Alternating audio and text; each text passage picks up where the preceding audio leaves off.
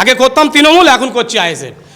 আমার নাম মন্টু, কিন্তু আমি এই কাফন মাথায় নিয়ে করে বলছি, রাজনীতিটা আইএসএফ এর রাজনীতিটা আমি মন দিয়ে করব, মন প্রাণ দিয়ে করব। আগে করতাম তৃণমূল, এখন করছি আইএসএফ। মানে ট্যাকেল তো আমরা আছি, লড়াই হবে। সায়াটি গ্রাম ভয়লা সায়াটি লড়াই মানে কি তাই আইনত সাহায্য নেব, আইনত সাহায্য যদি না পাই তার ক্রিয়ায় এর উচিত শিক্ষা দেবো, ক্লিয়ারলি বলে যাচ্ছি। সায়াটি আমাদের দ্বারাই, আইএসএফের দ্বারাই। দেখুন, সায়াটি যখন আমরা কাইজার আহমেদের নেতৃত্বে দলটা করতাম, তখন এরম সন্ত্রাস এরম ছিল না, এসব সিস্টেম এসব কালচার ছিল না। সায়াটির মানুষের কাছে আমার অনুরোধ, 2026-এ আপনারা প্রত্যেকেই ভোট দেবেন। বুথে কনকনেভাবে বুথ থাকবে, বুথের ভেতরে কোনো রকম ছাপ্পা রিগিং হবে না। আপনার প্রিয় দর্শক, এই মুহূর্তে যে খবরের দিকে চোখ রাখবো, আপনারা জানেন 26 সালে বিধানসভা ভোট ঘোষণা হয়ে গেছে। এবারে আমরা খবর রাখবো সায়াটি এলাকার দিকে। জানেন, এই সায়াটিতে আক্রান্ত হয়েছিল নওশাদ সিদ্দিকী সাহেব একেবারে ভোটের দিনে। আর সেই সায়াটি থেকে শওকত মোল্লা এবং কাইজার আহমেদের তাবৎ নেতারা আজকে আইএসএফের ঝান্ডার তলে এবং আইএসএফের কার্যালয়। আমার সরাসরি কথা বলার চেষ্টা করবো তাদের সঙ্গে। এবং পাশে বসে আছেন ভাঙড়ের আইএসএফ, ভাঙড় 1 নম্বর ব্লকের আইএসএফ নেতা রাহুল ইসলাম, তার সঙ্গে কথা বলবো। এবং জানেন, মুখটা ফেসটা আপনারা দেখে বুঝতে পারছেন, এই শওকত মোল্লা এবং কাইজার আহমেদের একেবারে খুব পরিচিত লোক। তারা কিন্তু আজকে আইএসএফের কার্যালয়। আমরা সরাসরি কথা বলার চেষ্টা করব। কি বলবেন আজকে শওকত ঘনিষ্ঠ, কাইজার ঘনিষ্ঠরা আজকে আপনাদের কার্যালয়, কি বার্তা দেবেন? বার্তা এতটুকুই দেব, যেই আসুক আমাদের দলে ওয়েলকাম। পুরোনো দিনেও অনেক মানুষ অনেক ভুল করে থাকে, এখনও বলছি আমরা আইএসএফ করি, আমরা সবাইকে সুযোগ দিই আসার জন্য। দ্বিতীয় কথা হলো, ভাইরা এসছে আজকে, আমি প্রশাসনের উদ্দেশ্যে এতটুকু বলবো, কারণ সায়াটি গ্রাম কেমন, আমি দীর্ঘ সংগঠন থেকে আজকে 8 বছর আমি দলের মধ্যে সংগঠন থেকে পার্টিতে এসেছি, তারপরে জানি সায়াটি বুথ কেমন।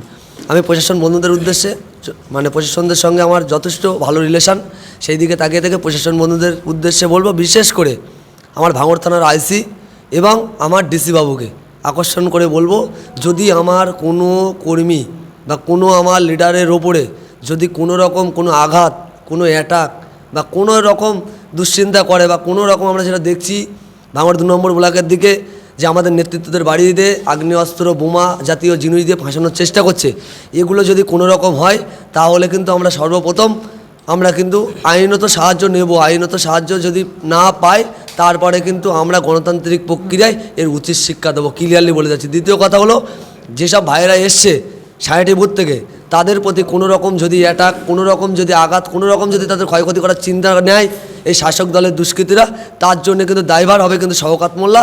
তারপরে যদি থাকে ওর ছেয়দন্য আহসান মোল্লা এবং ওই বুথের যে আলাউদ্দিন আছে এবং মিরাজ আছে, এদেরকে কিন্তু আমরা দায়ভার করবো। আর কোনো রকম কিন্তু কলকাতা পুলিশের সিপি এবং ডিসি বাবু এবং আমার ভাঙড় থানার আইসি, এদের আকর্ষণ করে আমরা বলবো না যেন কোনো অসুবিধে হয়।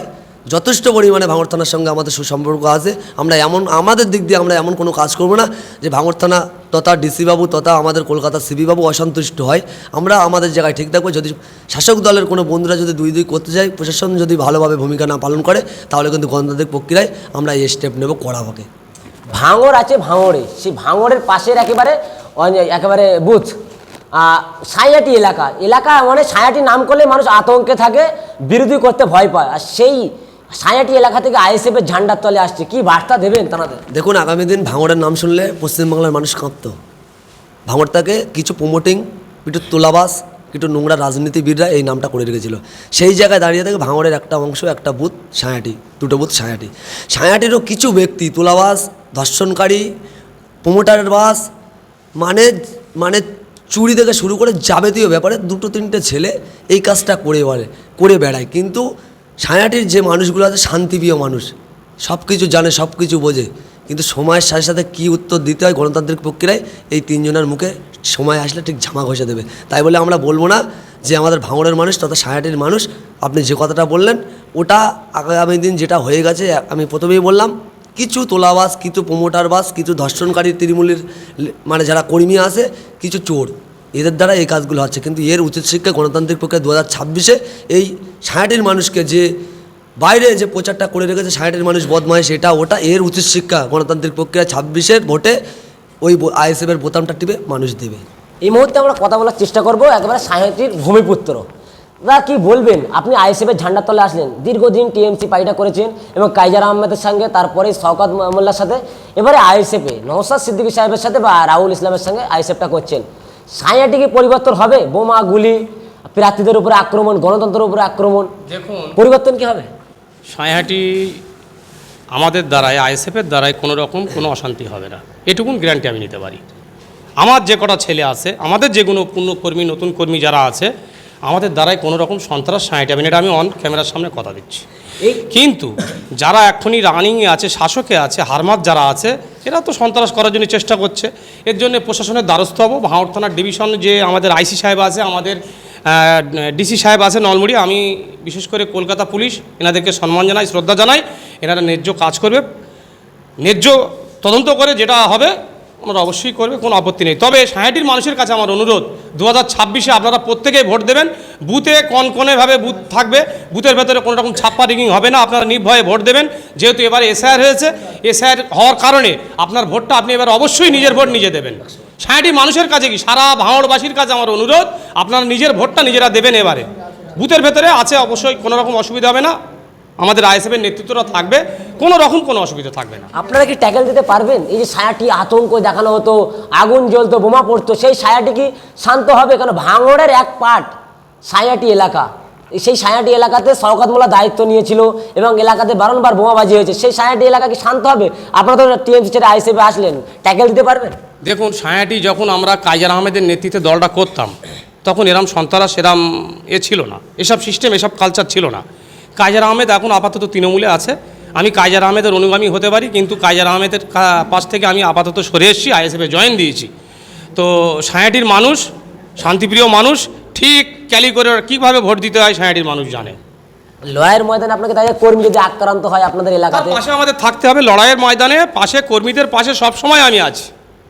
এবং যারা এসছে তারা আমার অ্যাক্টিভ কর্মী, এরা আমার ইশারায় চলে, আমার কথায় চলে। তো আমি আমার কর্মীদের কাছেও অনুরোধ করব, তোমরা শান্তি শৃঙ্খলা বজায় রেখে চলবে, কোনো রকম অশান্তি কিন্তু বরদাস্ত করবো না, কোনো রকম হুড়দাঙ্গা বরদাস্ত করবো না। যদি আমাদের উপর অ্যাটাক করে, তার জন্য প্রশাসন আছে, প্রশাসনের দ্বারস্থ হবো, কি আছে না যদি প্রশাসন কোনো স্টেপ নিতে পারে, পাল্টা কি অ্যাকশন হবে? প্রশাসন যদি স্টেপ না নিতে পারে, আমাদের ভাইজান আছে, অ্যাকশনের কোনো গল্প নেই এখানে। অ্যাকশনটা কিসের জন্য? গ্রামের মধ্যে কাদের সঙ্গে অ্যাকশন করব? আমরা কি যুদ্ধ নেমেছি নাকি? আমরা ভোট করতে নেমেছি, এখানে যুদ্ধ হচ্ছে না যে অ্যাকশন করব। কিসের জন্য অ্যাকশন করব? শওকত মোল্লা তো কথায় কথায় বলে যদি একেবারে পাল্টা অ্যাকশন নেওয়া হবে, বার্তা দেয়, সেই শওকত মোল্লার পিছনে তো আপনারা দীর্ঘদিন দল করে এসেছিলেন। শওকত মোল্লার পেছনে দল বলতে, আমরা শওকত মোল্লার পেছনে সেইভাবে দলটা আমি করিনি। আমি ওই ব্যক্তিটাকে আগে ভালোবাসতাম, কিন্তু উনি নেতৃত্ব হিসেবে যদি উনি সেইভাবে কাজ করতো, তাহলে ওনার বিরুদ্ধে আমি আজ এই কথাগুলো বলতাম না। কাইজার আহমেদের সঙ্গে ওনার সম্পর্ক খারাপ হয়েছে, কাইজার আহমেদকে বসিয়ে দিয়েছে। কাইজার আহমেদের কর্মীগুলো কী করেছে, আমি কি করেছি?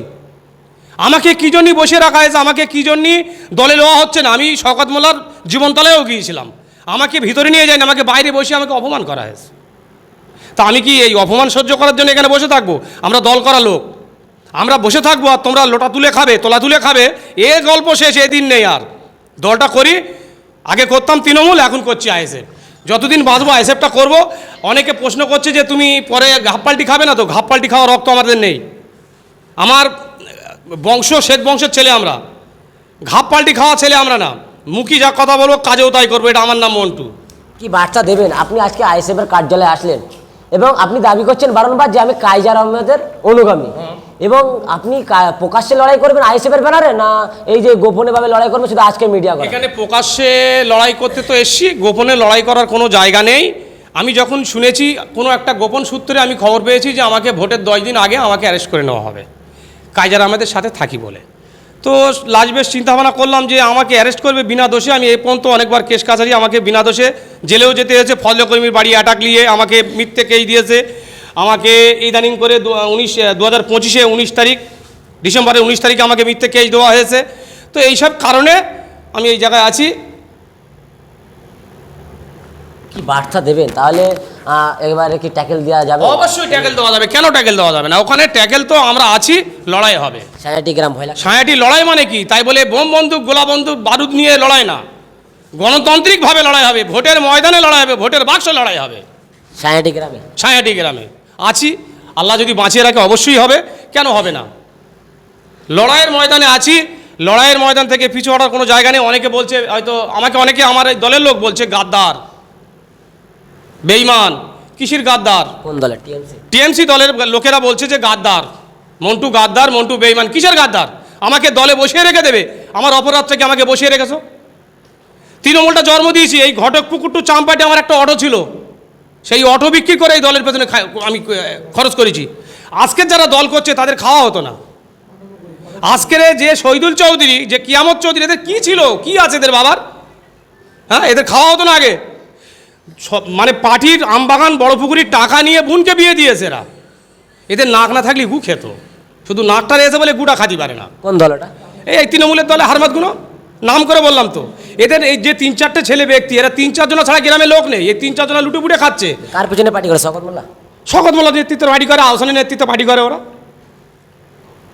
এই এদের নাক না থাকলে এরা গু খেত, শুধু নাকটা রয়েছে বলে গু খায় না। এই মুহূর্তে আমরা যে খবরের দিকে চোখ রাখছি এবং পরস্পর আপডেট আপনাদের সামনে তুলে ধরবো। জানেন, ভাঙড় বিধানসভা এবং ক্যানিং বিধানসভাতে একের পর এক কিন্তু ধাপ পাল্টাতে শুরু হয়েছে এবং শওকত মোল্লা ময়দানে থাকতে পারবে কিনা এটা কিন্তু সন্দেহ হয়ে দাঁড়াচ্ছে।